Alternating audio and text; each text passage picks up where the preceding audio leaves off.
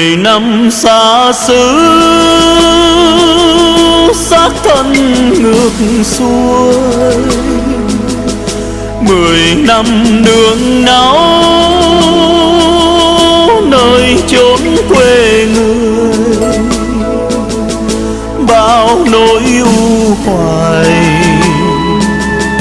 thân phận lưu đầy. Giọt lệ chúa cay để chờ ngày mai. Bao năm qua em vẫn miệt mài, em vẫn chờ đợi sẽ có một ngày tạo dựng tương lai. Nhưng hôm nay mộng theo mây khói giông tố bão bùng, chốn chiếc thuyền mộng em chết ngập ngùi giữa trời mênh mông.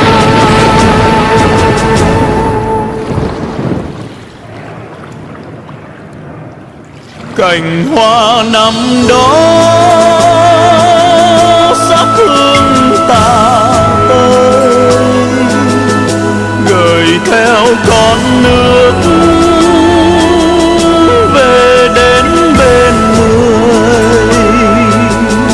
Em đã đi tìm giữa lòng biển rộng, tình đẹp trăm năm trong giấc ngủ nghìn thu.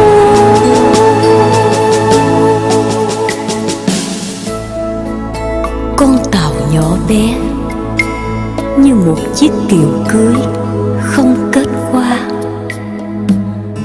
gói trọn thân xác em vào lòng biển cả.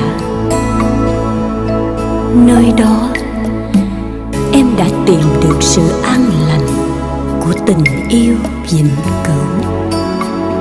Nơi đó em sẽ mãi mãi bên anh.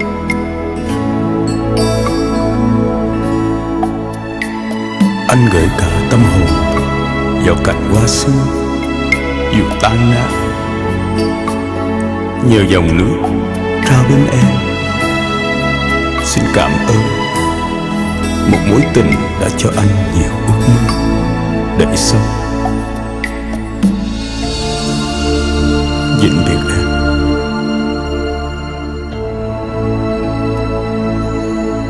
Vĩnh biệt em.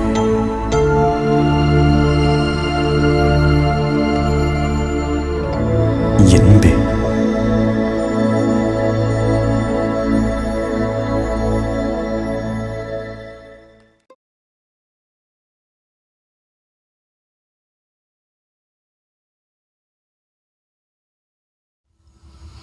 During its 234-year history, the U.S. Navy's primary mission has been to support, train, and equip combat-ready naval forces capable of winning wars, deterring aggression, and maintaining freedom of the seas. The current maritime strategy adopted in 2007 shifted the Navy's focus from an offensive combat capability to an emphasis on counterterrorism, as well as preventing conflict by stressing humanitarian assistance. This aspect of the strategy is not new. The U.S. Navy has traditionally come to the rescue of ships in distress on the high seas and providing assistance to the victims of natural disaster. Our current commitment in helping Haiti recover from a devastating earthquake is a case in point. In April 1975, the destroyer escort USS Kirk, whose mission to protect aircraft carriers from Soviet submarines, became involved in the tumultuous closing days of the Vietnam War. As the North Vietnamese Army closed in on Saigon, thousands of refugees fled in anything that would float or fly in order to seek refuge aboard one of the many U.S. Navy vessels cruising offshore.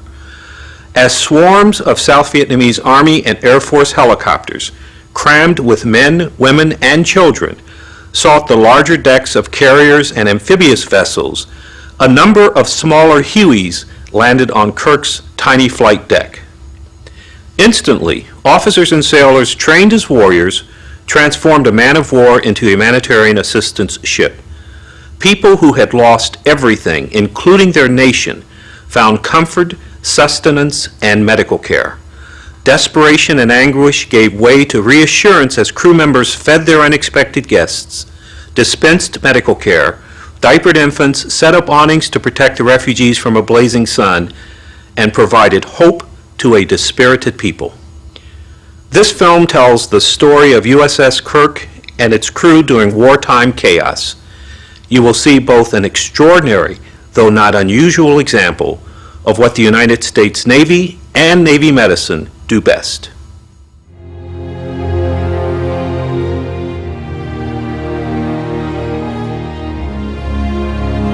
When I looked at my old birth documents, I remember seeing Kirk on there and questioning her, why was Kirk, a boy's name, included in my name?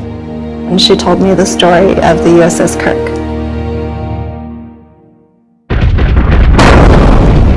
The final ground and artillery attack on the Tan Son Nhut Air Base began on April 28, 1975 at 4 a.m. Early reports from the airport indicated that communist rockets had completely cratered the tarmac, making all runways unusable. The still dark sky was lit with muzzle flashes and explosions. At dawn, from different locations around Saigon, many could see and hear that the attack on Tan Son Nhut had started, and Saigon was about to fall. The communists attacked with shelling, mortar shelling, and rockets raining on the base. And my unit compound, it was just about stone throw away from the air base. So we saw the firestorm. We drove through Saigon and it was just chaos. There were looting and drinking and raping and shooting going on throughout the city. I looked up and saw a Vietnamese Air Force C-130, which had been hit by a missile, trailing smoke and circling down, crashing. Panic and hysteria now ruled the streets of South Vietnam's capital as the North Vietnamese army surrounded the city. Those Americans still there, and Vietnamese who had worked for them, sought refuge on any helicopter heading out to sea, where a U.S. Navy 7th Fleet Task Force awaited them. The helicopter evacuation known as Operation Frequent Wind had begun, and the final act of the Vietnam War was at hand.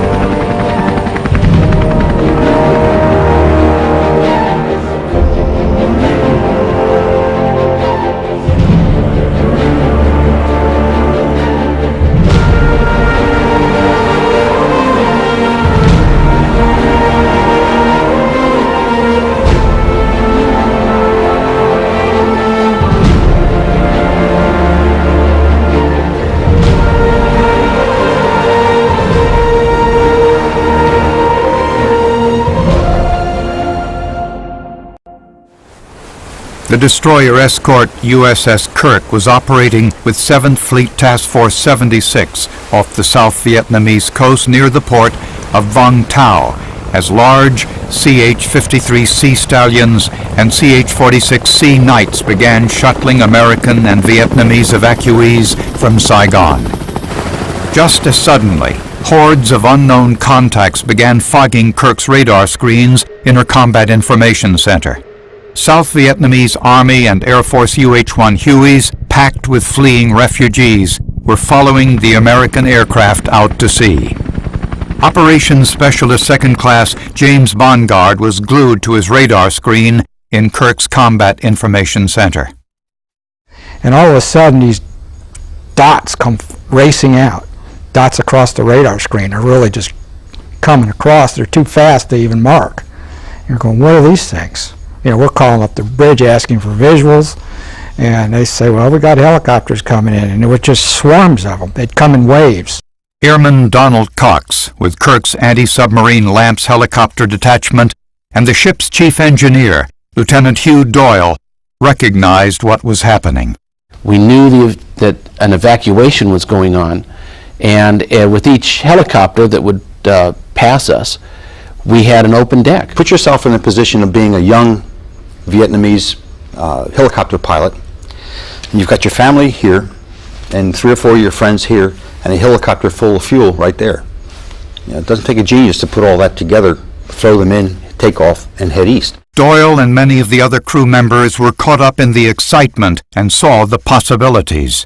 We had this relatively small flight deck, and never anticipated a helicopter landing on us, but we started talking about it. Wouldn't it be great to grab a helicopter? Wouldn't it be great? In an attempt to advertise Kirk's hospitality, the ship's first-class storekeeper, who spoke rudimentary Vietnamese, began broadcasting on the air distress frequency. Ship 1087, land here. 20 minutes later, Airman Gerald McClelland waved the first Huey onto Kirk's flight deck with a load of refugees who were disarmed as they left the aircraft. Another helicopter packed with desperate people then approached and landed a few moments later, but was aboard just long enough for its passengers to disembark before Kirk had to prepare for another helicopter. Doyle recalls looking up and seeing 3 more aircraft. You could see them at various levels, all on what they call short final, all waiting to land. This was the momentous decision that, which I believe was Captain Jacobs alone, and it was a very quick one. What do we do? And I don't know what went through his mind, but I can imagine his concern was looking up there and seeing that there were probably a dozen or more people on each one of those helicopters, and he's looking at 50 people, the lives of 50 people stacked up waiting for our single flight deck. So he said, over the side. So the second helicopter went over the side, and in short order, bang, bang, bang, they started landing. So as they were landing, we dropped the nets down on one side and began pushing the helicopters over. It didn't matter if you were enlisted or officer. Everybody lent a hand.